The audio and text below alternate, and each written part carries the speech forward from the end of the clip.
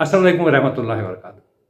आज मेरा प्रोग्राम था कि मोटिवेशनल मौजू के ऊपर आपके सामने वीलॉग पेश करूँगा, लेकिन कल रात को जो है मैंने कुछ मीडिया के ऊपर जो खबरें देखी या वीडियोस देखी तो मुझे बड़ा अफसोस हुआ।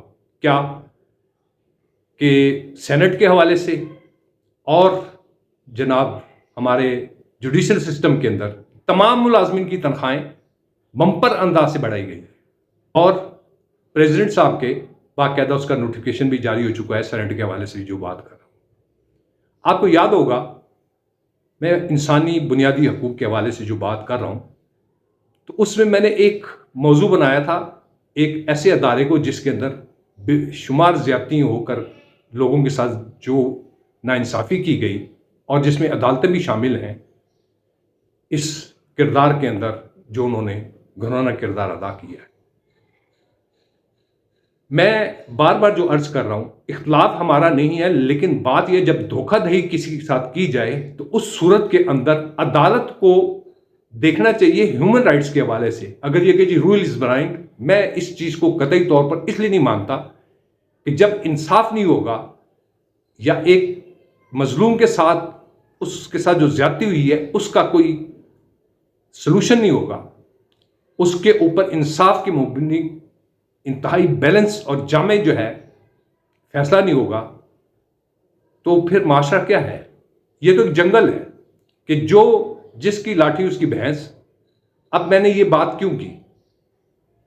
सेनेट के अंदर हमारे टीएनटी मुलाजमीन के हवाले से पेंशन इंक्रीज या ट्रांसफर्ड एम्प्लॉई के हवाले से जो बात की गई कि इनके साथ ज्यादती हुई है और उसको सेनेट ने बाकायदा अप्रूव भी किया और उस पर डायरेक्टिव्स इशू किए गए।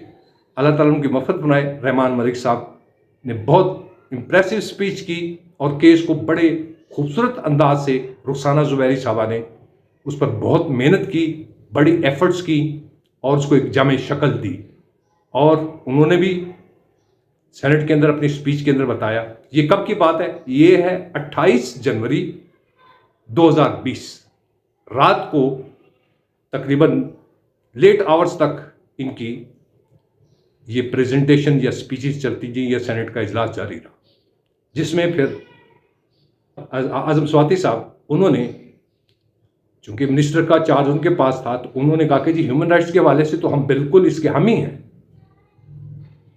फिर सेनेट के कई जो कायमा कमेटीज़ हैं उनके 2 इजलास के अंदर मुझे शिरकत करने का मौका मिला, तो उसमें जो वफाकी वज़ीर IT टेलीकम्युनिकेशन अमीनुल हक साहब, उनसे पूछा कि जी आपकी क्या राय है? तो उन्होंने कहा जी हमारा बुनियादी मंशूर जो जमात का है वो तो इंसानी बुनियादी हकूक़ की बेस पर है।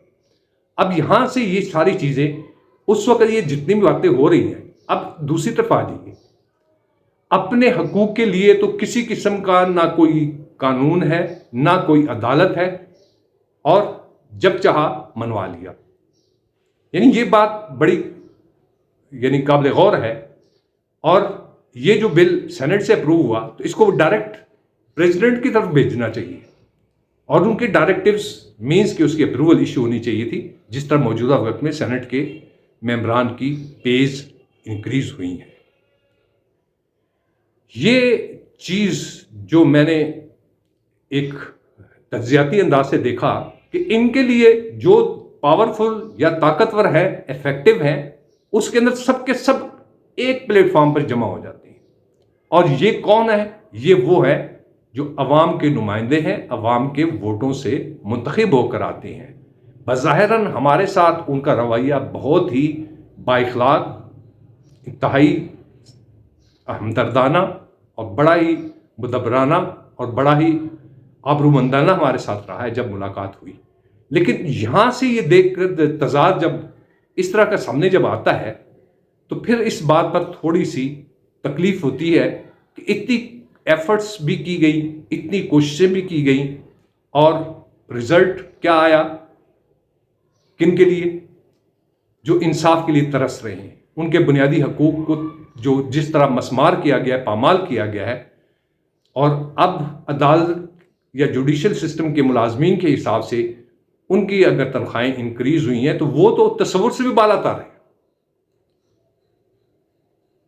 میں چونکہ اب اس میں چھوٹے سطح کے جو ملازمین میں سے ہیں ان کی تنخواہ جو ہے تقریباً 4-5 لاکھ سے اوپر ایکسیس ہو جاتی ہے مراحت کے ساتھ. پھر چھٹیاں اس کے اندر جس طریقے سے منظور ہوئی ہیں تو بڑی حیرت ہوئی ہے کہ جی اگر کوئی خاتون اپنے بچے کی پیدائش کے حوالے سے ان کو چھٹیاں 5 ماہ 6 ماہ دی جائیں گی. یعنی مختلف اس طرح کی چیزیں ہیں جو آپ کو کہیں اور نظر نہیں آئیں گی. اور پھر ہم بڑے بلند بانگ دعوے کرتے ہیں جی فلانے ملک کے اندر یہ، فلانے ملک کے اندر یہ. تو بات ہی ہم اپنے ملک کے اندر جو خاص طبقہ جو طاقت اور قوت رکھتا ہے اس کے لیے اگر یہ چیزیں ہم ان کو مراحت کی شکل کے اندر اپنے لیے کوئی قانون نہیں، کوئی پروسیجر نہیں، جب چاہا اسی ٹائم منظور کروا دیا. اور اس کے اندر ایک پارٹی نہیں، تمام کی تمام پارٹیاں شامل ہیں. یعنی کسی ایک پارٹی کا نام بھی اگر لیا جائے نا کہ جنہوں نے اختلاف کیا ہو، سب کے سب. اور بظاہراً جو سٹیج ڈرامہ ہمارے سامنے آ رہا ہے، مختلف پارٹیاں ایک دوسرے کو معتوب بھی کر رہی ہیں، بے عزت بھی کر رہی ہیں، انسلٹنگ ایٹیٹیوڈ بھی اپنا رہی ہیں اور انسلٹنگ ایٹیٹیوڈ کے ساتھ بیہیویئر بھی اپنائے ہوئے ہیں. لیکن جب اس طرح کے اپنے ذاتی مفادات آئیں تو سارے اکٹھے ہو جاتے ہیں. یہ ملک اور یہ قوم جو ہے یہ یعنی میراث تو پھر ان لوگوں کی ہوئی. عام آدمی جس کو کہا جاتا ہے کہ جی ہم عوامی نمائندے والی تو بات ہی نہیں رہی. ہم جن کی تعریفیں کرتے ہیں وہ بھی اس کے اندر شامل.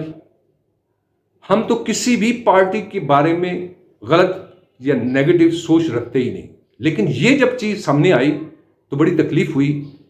اور میں نے پچھلی ویلاگز کے اندر آپ کو پریزنٹ جو پیش کیا ہے کہ کس طرح ہمارے ساتھیوں کی کیا صورتحال معاشی طور پر ہے اور کیسے مفلوق الحالی کی شکل کے اندر وہ زندگی گزار رہے ہیں اور کتنی ٹینشن اور اذیت کی زندگی گزار رہے ہیں کہ بچوں کی تعلیم کس طرح جاری رکھنی ہے، ان کے فرائض کیسے ادا کرنی ہے، گھر کا کچن کس طرح چلانا ہے.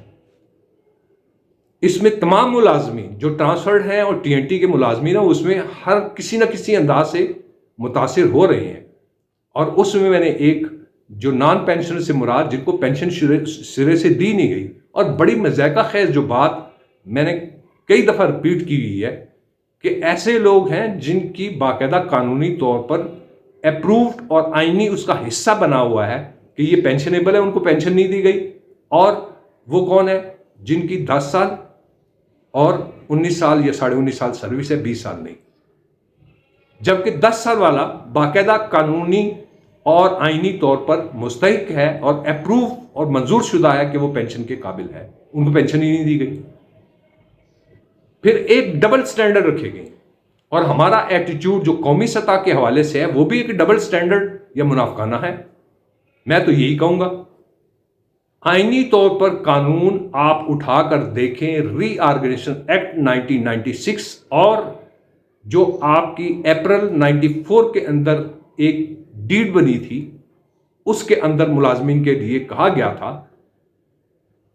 کہ 60 سال جن کی عمر ہوگی وہ پینشنیبل ہوں گے اور جن کی سروس 10 سال ہوگی وہ پینشنیبل ہوں گے. اور ساتھ ساتھ آگے اس ری آرگنائزیشن ایکٹ 1996 میں یہ کہا گیا کہ یہ گورنمنٹ کے ملازمین ہی تصور ہوں گے اور ان کے حقوق پروٹیکٹڈ ہیں ایز اے گورنمنٹ ملازم کے regarding their pension and benefits کے حوالے سے. اس میں کسی قسم کی تبدیلی کو کوئی بھی شخص مجاز نہیں ہے کہ کوئی تبدیلی کر سکے. لیکن P T C L management نے ہر دھرمی اور میری نظر میں انتہائی ڈھیٹ پنے والے انداز سے یا بے شرمانہ انداز سے اس کو تبدیل کر 20 سال کر دیا. آپ کے سامنے جو یہ چیز پیش کی، میں سامعین آپ اپنے کمنٹس ضرور دیجیے گا. آخر میں اجازت چاہوں گا. السلام علیکم ورحمۃ اللہ وبرکاتہ.